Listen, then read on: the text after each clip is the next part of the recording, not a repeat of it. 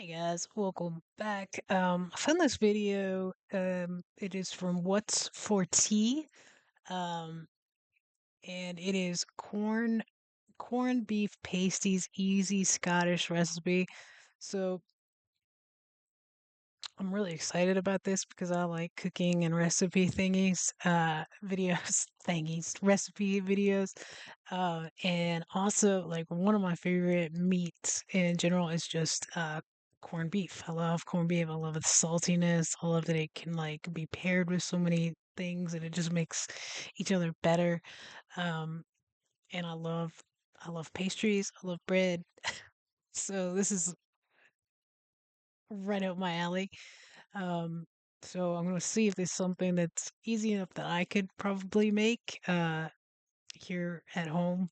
So I'm excited about this. I will link this video in the description, along with a link to Patreon. You should definitely check it out if you haven't done so. You can join for free, get more access to my React videos if you're interested in that. Um, and then also, there will be a link in the description to how you can support the channel here on YouTube and get some extra perks. But yeah, let's go ahead and get this video started because, like I said, I'm excited about this one. Hello there, folks, and a very warm welcome back to What's for Tea. It's lovely to see you again, and I hope that I find you very well indeed. So, tonight for tea, we had these wonderful corned beef pasties. These were so tasty, and let me tell you, so easy to make as well. This recipe is going to be enough to give you 8 pasties, but if you don't need as many as that, you can just half the recipe. So, I'm just going to show you what I used, but as usual, That looks so freaking good. I wouldn't have guessed that there was all this stuff. I knew it was like corned beef. I was like, well, maybe it's like corned beef and cheese, but like peas, carrots, potatoes, onions, garlic. I don't know what the green is because that could be a lot of different things. Obviously, the corned beef is even better than I thought it would be. well, all of the ingredients along with their quantities will be in the description box underneath the video, just in case you want to write everything down. Saves you watching the whole video again. So I've got some potatoes there and also some corned beef. I've got some diced carrots, frozen peas, a wee teaspoon of garlic, a tablespoon of fresh parsley, but you can use the stuff in the jar if you don't have any, and then some onion. This is my corned beef here. This is just a standard can of corned beef, any brand that you prefer. So just chop that into chunks because that's Oh, this is like a can of corned beef. Okay, so if I was gonna make this, I would probably do it with I'd probably go to the deli and get some corned beef and just probably cut it up really good. I'm not into canned meats at all. I feel like if you're gonna go to the trouble of making this, for me, I would rather go to the deli and get like real corned beef and chop it up. Not that this isn't real, but like, you know what I'm saying? The quality is very different. going to make it easier to mix through at the end. This is the puff pastry that I'm using here. I'm going to use 2 sheets of this, but if you prefer, you can use short crust pastry, or if you're good at making your own pastry and you've got a fortnight to make it, go ahead and make your own. So go over to your cooker. So that's from Lidl. We have Lidl here. Love Lidl. So I could probably go and get the exact same thing. And you want a nice big frying pan. To that, I'm going to add some oil. I'm using olive oil, but use whatever oil you prefer. And these are my tatties here. I'm using the wee baby potatoes, which I've just cubed up. Keep the skin on because this is going to help retain the texture of your potatoes. It's just a texture thing. You don't want them all mushing up and disappearing. So this is absolutely perfect. So pop them into your hot oil, and then we're going to add your carrots in. Again, just peeled and diced, roughly the same size as your potatoes, just so that they cook roughly at the same time. Give those a wee stir, and you want to cook these for about 5 to 8 minutes, just so that they soften up a good bit. After the 5 or 8 minutes, if yours aren't really softening up yet, just give them another couple of minutes. And then when you're ready, push those out of the way and then pop your onion in. This is just half an onion I've finely diced. And then you can just mix everything together. And you just want to give this another 2 or 3 minutes again, just for the onion to soften up. I And love to her that, we're going to accent. add 1 teaspoon of minced garlic. This is just the garlic in the jar, but if you've got fresh garlic, use that if you prefer.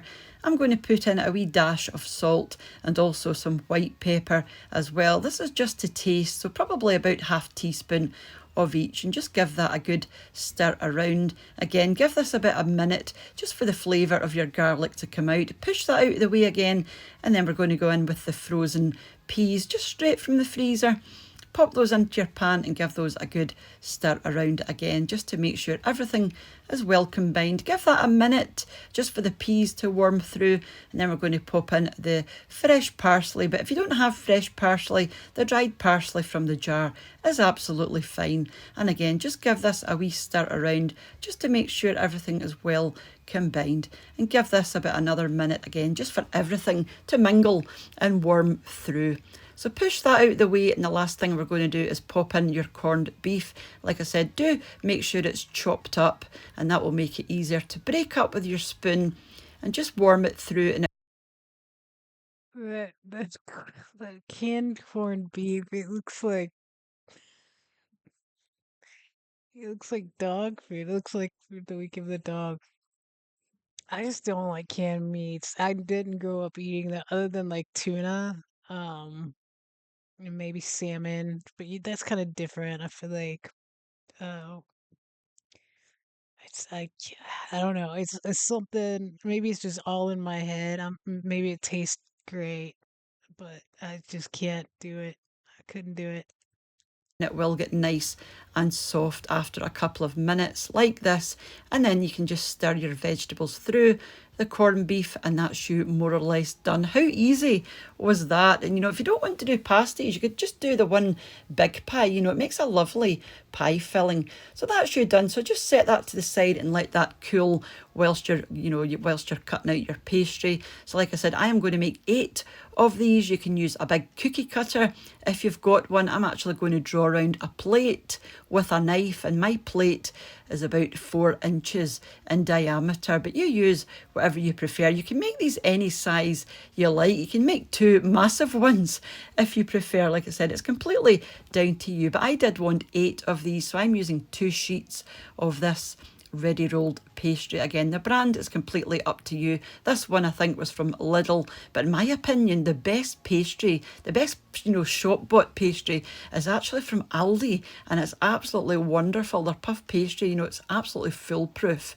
So just go around your template and cut out as many as you like. This will depend on how many you're making, obviously, and then you'll be left with something like this. So you will need a baking tray lined with greaseproof paper. You'll also need 1 egg yolk, so you can keep the egg white for something else. We're just looking for the yolk for this one. Give it a wee stir just to break it up. Then grab your discs of pastry. You want to use the sticky side. One of the sides will be stickier.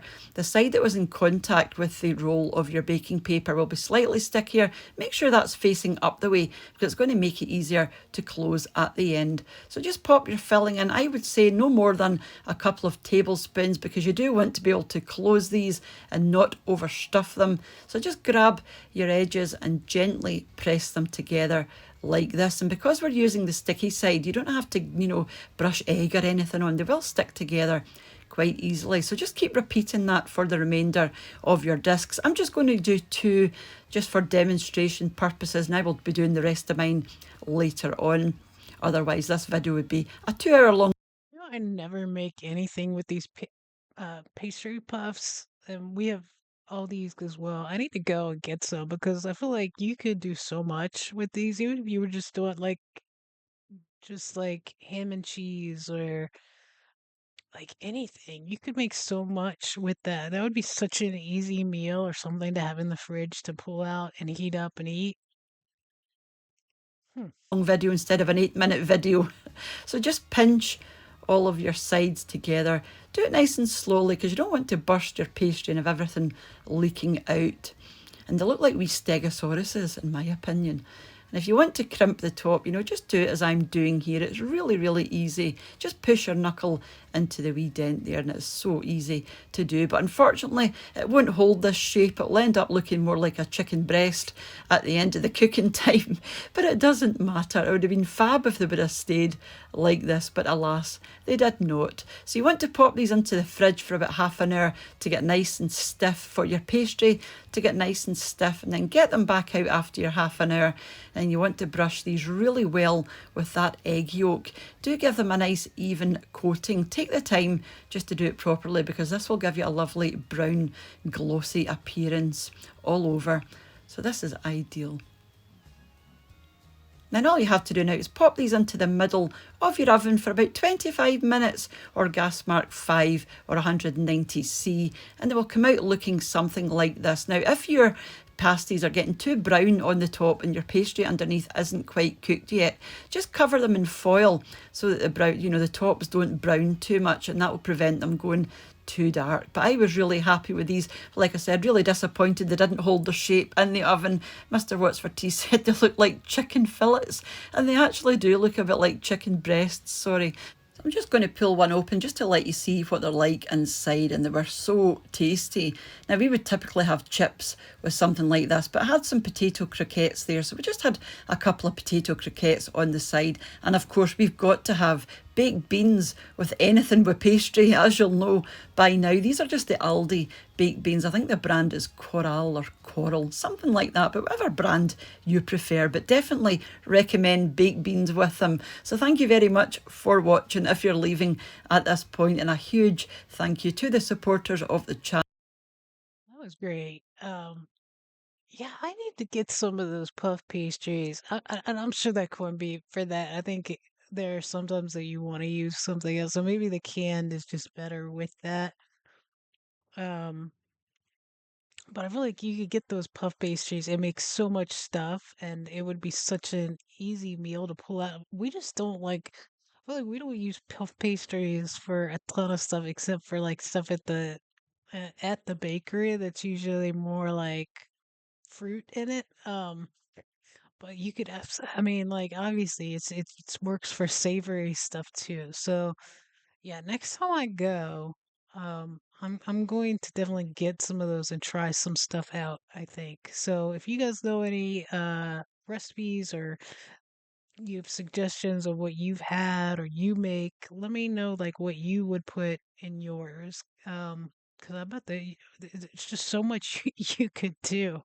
Um, or even like for like vegetarian options, I guess, because like I think my son would enjoy them if I could find like the right combination of things. He's very picky though, so who knows? But yeah, I think those pastries could do so much. But that looked really good. I know I talked about the corned beef, but I think it probably was really good. It looked delicious when she got done with it, and with that egg wash on there, it looked phenomenal.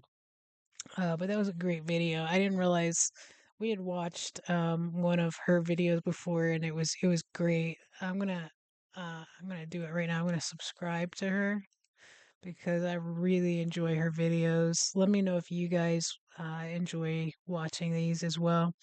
You should absolutely go check her out. Again, I will put the link to her video in the description. Don't forget, guys, to like the video, to subscribe, and yeah, have an awesome, awesome day. Thanks for watching with me.